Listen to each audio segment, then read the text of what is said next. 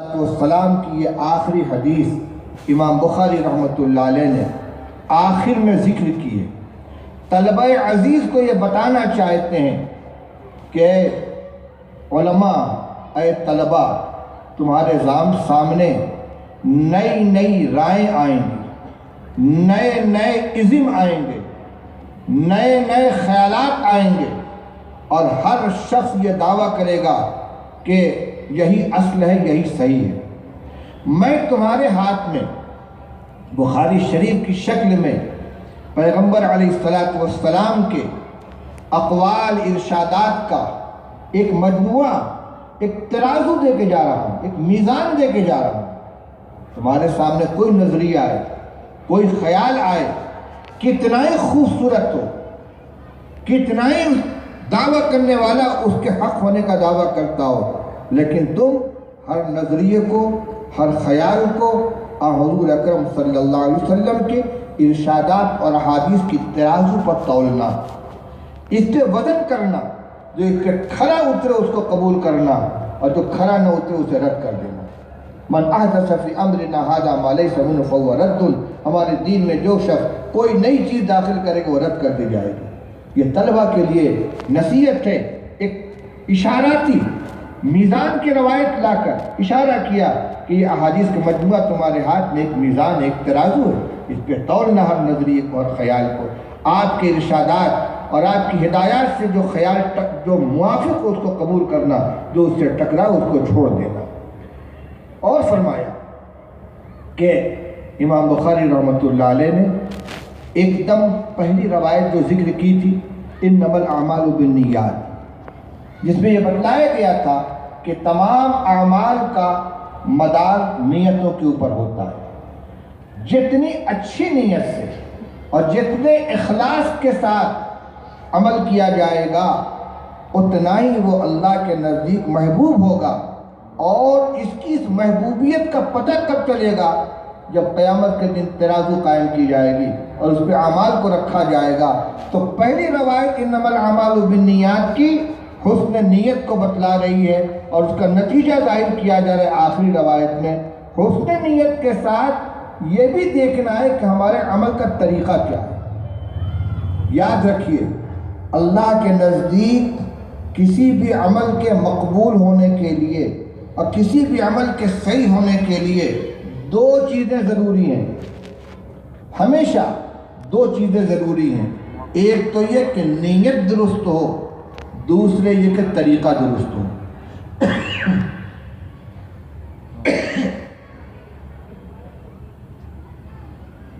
ایک یہ کہ نیت درست ہو، اور دوسرے یہ کہ اس کا طریقہ درست ہو، شریعت کے مطابق ہو۔ عمل بظاہر کتنا ہی اچھا ہو، کتنا ہی نیک عمل ہو، لیکن اگر نیت درست نہ ہو تو وہ میزان اعمال پر رکھنے کے لائق نہیں ہوگا، اسے پھینک دیا جائے گا۔ آپ نے روایت سنی ہوگی کہ قیامت کے دن حساب و کتاب ہوگا تو تین جماعتیں بلائی جائیں گی، قراء کی، شہداء کی اور اغنیاء کی۔ وہ لوگ بلائے جائیں گے جن کو اللہ نے قرآن کا علم عطا فرمایا۔ اللہ تعالیٰ فرمائیں گے کہ میں نے تم کو قرآن کا علم عطا کیا تھا، تم نے اس کا کیا حق ادا کیا؟ وہ کہیں گے ہم نے قرآن کو خوب پڑھا اور خوب پڑھایا، خوب پھیلایا۔ اللہ تعالیٰ فرمائیں گے ضرور کیا، وَلَكِنْ لِيُقَالَ قَارِي، تم نے کیا تھا اس لیے تاکہ تم کو قاری صاحب کہا جائے، تم کو علامہ کہا جائے، تم کو مولانا کہا جائے۔ وَقَدْ قِيلَ، تمہارا مقصد دنیا میں پورا ہو گیا، تمہاری خوب تعریف ہوئی، خوب علامہ اور قاری صاحب کہلائے، اب یہاں تمہارے لیے کچھ نہیں ہے، اس کو جہنم میں پھینک دیا جائے گا۔ ایک شہید کو بلایا جائے گا، اللہ تعالیٰ فرمائے گا تم کو صحت دی، جوانی دی، طاقت دی، تم نے کیا حق ادا کیا؟ کہے گا اللہ میں نے اپنی ساری طاقت، ساری جوانی تیرے دین کی سربلندی کے لیے خرچ کی، حتیٰ کہ میں نے اپنی جان قربان کر دی تیرے دین کا کلمہ بلند کرنے کے لیے۔ اللہ تعالیٰ فرمائے گا جھوٹ بولتے ہو، تم نے اپنی بہادری کا اظہار کرنے کے لیے کہ مجھ کو بہادر کہا جائے، لڑائی لڑی تھی، ہمارے پاس تمہارے لیے کچھ نہیں، جہنم میں پھینک دیا جائے گا۔ ایک دولت والے کو بلایا جائے گا، اللہ تعالیٰ فرمائیں گے تم کو ہم نے پیسہ دیا تھا، دولت دی تھی، کیا حق ادا کیا؟ کہے گا دین کا کوئی بھی کام میں نے چھوڑا نہیں، تلاش کر کر کے خرچ کیا، تاکہ تو راضی ہو جائے۔ اللہ تعالیٰ فرمائیں گے جھوٹ بولتے ہو، تم نے سب اس لیے کیا تاکہ تمہاری سخاوت کا شہرہ ہو، تمہیں سخی کہا جائے۔ وقت قیل، دنیا میں کہا جا چکا، یہاں تمہارے لیے کچھ نہیں۔ میرے بھائیو، ان سے بڑا دیندار کون ہو سکتا ہے؟ عالم ہے، شہید ہے، سخی ہے، لیکن نیت درست نہیں ہے، یہ سارے اعمال بیکار ہو گئے۔ تو پہلی شرط یہ کہ عمل کرنے والے کی نیت درست ہو، اللہ کی رضا کے لیے کام کر رہا ہو۔ دوسری شرط یہ ہے کہ شریعت کے رہنمائی میں کام کیا جائے، شریعت کے خلاف نہ ہو۔ بدعات جتنی بھی وجود میں آتی ہیں، ان کے کرنے والوں کی نیت اچھی ہوتی ہے، وہ سمجھتے ہیں کہ ہم نیک کام کر رہے ہیں، مگر شریعت کی مہر اس پہ لگی ہوئی نہیں ہوتی، اس لیے وہ عمل اللہ کے مقبول نہیں ہوتا۔ حضور نے فرما دیا کہ من احدث فی امرنا ھذا ما لیس منہ فہو رد، جو شخص بھی ہمارے دین میں کوئی ایسا عمل ایجاد کرے گا کہ جو اس میں شامل نہیں ہے، وہ رد کر دیا جائے گا، ٹھکرا دیا جائے گا، مردود ہو جائے گا۔ تو اعمال کے اللہ کے ہاں مقبول ہونے کے لیے اور نامہ اعمال کے ترازو میں زیادہ سے زیادہ وزنی ہونے کے لیے پہلی شرط یہ ہے کہ نیت درست ہو، اور دوسری شرط یہ ہے کہ رسول اللہ صلی اللہ علیہ وسلم کی ہدایات کے مطابق ہو، شریعت کے مطابق ہو۔ تو نیت کی درستگی تو امام بخاری رحمۃ اللہ علیہ نے پہلی روایت میں بیان کر دی، انما الاعمال بالنیات۔ پھر 2 جلدوں میں مکمل وہ شریعت ہمارے سامنے لا کے رکھ دی جس کے مطابق ہم کو عمل کرنا ہے، تاکہ ہمارا عمل شریعت کے مطابق ہو۔ اور پھر اخیر میں آ کر بتلایا کہ نیت بھی درست ہے اور شریعت کے مطابق بھی عمل ہے، اب میزان عمل میں تمہارے عمل کا وزن آئے گا اور خوب وزنی ثابت ہوگا۔ تو یہ بات 2 چیزیں ہمیں سامنے رکھنی چاہیے ہمیشہ کہ ہمارا عمل درست ہو، شریعت کے مطابق ہو، صحیح نیت کے ساتھ کیا جائے۔ اور آخری بات فرمایا کہ آدمی جب بوڑھا ہو جاتا ہے، زندگی کے آخری ایام ہوتے ہیں، قوہ مزمعل ہو جاتے ہیں، زیادہ عمل کرنے کی طاقت نہیں رہتی، کتاب زندگی کے آخری اوراق سامنے آ جاتے ہیں، تو وہ چاہتا ہے کہ کوئی ہلکا پھلکا عمل ایسا ہو کہ جس میں محنت نہ لگے، اس کو کرتا رہوں اور اللہ تعالیٰ کی طرف سے خوب اجر و ثواب ملے۔ امام بخاری رحمۃ اللہ علیہ نے اپنی کتاب کے آخر میں ان لوگوں کے لیے جو کتاب زندگی کے آخری اوراق پلٹ رہے ہیں ایک تحفہ دے دیا کہ چلو یہ 2 جملے ہیں، سبحان اللہ و بحمدہ سبحان اللہ العظیم، سبحان اللہ و بحمدہ سبحان اللہ العظیم، اسی کا ورد کرتے رہو۔ اس میں تسبیح بھی ہے، تحمید بھی ہے اور تکبیر بھی ہے، تعظیم بھی ہے۔ یہ ایک تحفہ ہے۔ تو میرے بھائی بزرگوں، یہ روایت ہمیں اپنی زندگی کے اوپر خود احتسابی کی دعوت دیتی ہے کہ ہم اپنے اعمال کا خود محاسبہ کرتے رہیں، اپنا جائزہ لیتے رہیں، اور ہر عمل کے وقت یہ بات پیش نظر رہے کہ ہم جو کچھ کر رہے ہیں، جو کچھ کہہ رہے ہیں، سب لکھا جا رہا ہے، سب محفوظ کیا جا رہا ہے، اور قیامت کے دن اللہ تعالیٰ کے دربار میں ساری چیزیں پیش کی جائیں گی اور اسی کے مطابق ہمارا فیصلہ ہوگا۔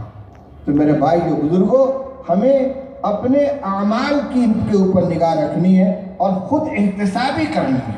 رسول اللہ صلی اللہ علیہ وسلم نے ارشاد فرمایا، القیس من دان نفسہ وعمل لما بعد الموت۔ سمجھدار اور ہوشیار وہ شخص ہے کہ جو اپنا محاسبہ خود کرے اور مرنے کے بعد آنے والی زندگی کے واسطے عمل کرتا رہے۔ والعاجز من اتبع نفسہ ہواہ وتمنى علی اللہ۔ وہ شخص عاجز اور ناکارہ ہے کہ جو اپنے نفس کا غلام بن جائے، اپنے نفس کو خواہشات کے پیچھے لگا دے، خواہشات کا بندہ بن کر زندگی گزارے اور اللہ پر آرزویں باندھے، عمل تو کرے جہنم والا اور امید یہ رکھے کہ مجھے اللہ تعالیٰ جنت الفردوس کا اعلیٰ مقام عطا فرمائیں گے۔ ایسا شخص بے وقوف ہے، کم عقل ہے۔ آدمی جس منزل کو چاہتا ہے اس راستے پر چلتا ہے، تب منزل ملتی ہے۔ شیخ سعدی نے فرمایا، ترسم نہ رسیب کعبہ اے عربی کی راہ کی می روی بترکستان۔ او دیہاتی، مجھے ڈر ہے کہ تو کعبہ تک نہیں پہنچ سکتا، کیونکہ جس راستے پہ تو چل رہا ہے یہ تو ترکستان کو جا رہا ہے۔ چل رہا ہے ترکستان کے راستے پہ اور دعا کرے اللہ مجھے مکہ پہنچا دے. ارے مکہ جانا تو مکے کے راستے پر چل. اللہ کی رحمت چاہیے تو اللہ کی رحمت کو متوجہ کرنے والے اعمال کرنے کی کوشش کر. بہرحال ہوشیار وہ آدمی ہے، سمجھدار وہ آدمی ہے کہ جو اپنا محاسبہ کرتا رہے، اپنے عمل کا خود جائزہ لیتا رہے. یہ روایت کی تشریح آپ کے سامنے آئی اور اس سے کچھ ہمارے لیے عملی دروس بھی ہیں. اب آخر میں یہ جو طلبہ عزیز ہیں جنہوں نے بخاری شریف کا آخری سبق پڑھا ہے، میں ان کو اپنی سند سے بخاری شریف اور حدیث کی دیگر کتب کی اجازت دیتا ہوں.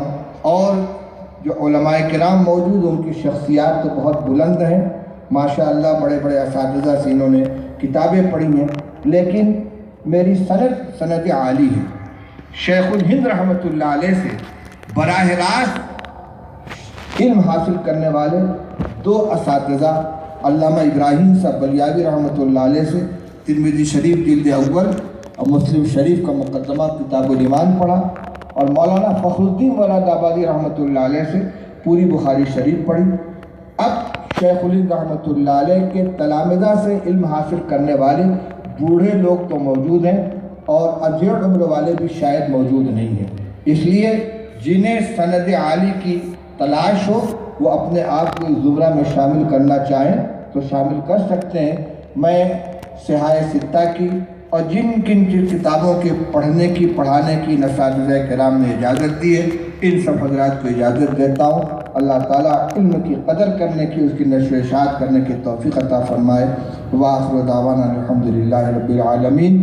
میری سند اس طرح ہے، میں نے بخاری شریف پڑھی مولانا فخر الدین صاحب سے، انہوں نے شیخ الہند رحمۃ اللہ علیہ سے، انہوں نے مولانا محمد قاسم صاحب نانوتوی رحمۃ اللہ علیہ سے، انہوں نے مولانا عبدالغنی مجددی سے، انہوں نے شاہ اسحاق صاحب دہلوی سے، انہوں نے شاہ عبدالعزیز صاحب دہلوی سے، انہوں نے اپنے والد گرامی شاہ ولی اللہ صاحب محدث دہلوی رحمۃ اللہ علیہ سے، اور ان کی سند کتابوں میں موجود ہے. العناقد الغالیہ فی الاسانید العالیہ کے اندر مولانا عاشق الہی بلند شہری رحمۃ اللہ نے سب کو جمع کر دیا ہے. اور شاہ ولی اللہ رحمۃ اللہ علیہ تک ہندوستان، پاکستان، بنگلہ دیش، بر صغیر کی ہر سند پہنچتی ہے. شیخ الحدیث حضرت مولانا زکریا صاحب رحمۃ اللہ علیہ نے فرمایا، درس میں نے خود سنا مسلسلات کے سبق میں، اور ان کے تصانیف کے اندر بھی یہ بات موجود ہے کہ میں نے ایک مرتبہ تتبع کیا کہ ہندوستان میں درس حدیث کا جو سلسلہ ہے یہ کہاں پہنچتا ہے، تو ساری سندیں بالآخر شاہ ولی اللہ رحمۃ اللہ علیہ پر پہنچتی ہے. اس لیے حضرت شیخ ان کو مسند الہند کہا کرتے تھے اور علم حدیث کا شجر طوبہ کہتے تھے. شجر طوبہ جنت کا وہ درخت ہے جس کی شاخ ہر جنتی تک پہنچی ہوگی. ہمارے حضرت مفتی محمود صاحب نور اللہ مرقدو فرماتے تھے کہ سند کے 3 ٹکڑے ہیں. پہلا سند ہم سے لے کر شاہ ولی اللہ رحمۃ اللہ علیہ تک، دوسرا حصہ شاہ ولی اللہ سے لے کر صاحب کتاب تک، اور تیسرا حصہ صاحب کتاب سے لے کر رسول اللہ صلی اللہ علیہ وسلم تک. ہماری سند شاہ ولی اللہ رحمۃ اللہ علیہ تک یہ تو ہر استاد بیان کرے گا.